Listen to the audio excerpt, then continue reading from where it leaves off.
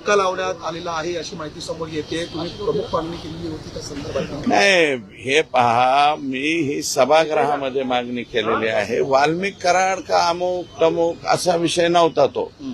संतोष देशमुख यांच्या हत्येमध्ये जे जे कोणी सहकार्य म्हणजे सहभागी असतील त्यातल्या एकालाही सोडणार नाही असे राज्याचे मुख्यमंत्री म्हणालेले आहे.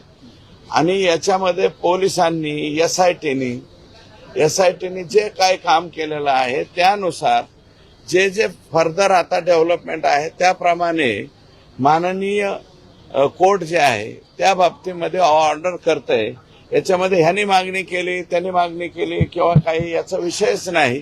तर आमची एसआयटी म्हणजे राज्य सरकारची जी नेमलेली आहे त्या एसआयटीनं या ठिकाणी त्यांचं काम दाखवलंय आणि त्याच्यामध्ये मला वाटतं कोणत्या गुन्ह्यात त्यांना घेतलंय काय घेतलंय हे मला माहिती नाही.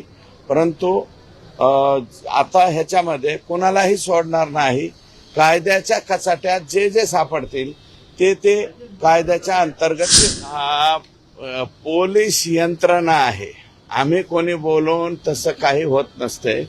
पोलीस यंत्रणा त्या ठिकाणी एसआयटी जी नेमलेली आहे ती एसआयटी प्रभावीपणे काम करते आणि त्यांनी नियमाप्रमाणे जे कडी जोडलेली असेल पोलिसांच्या कडीमध्ये जे जे लोक सापडतील ते लोक त्याच्यामध्ये येतील.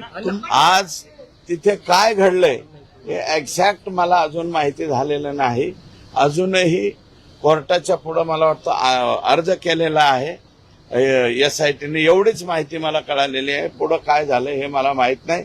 परंतु कायद्याच्या पुढे कायद्यापेक्षा कोणीही मोठा नसतो हे मात्र निश्चितपणे तुम्ही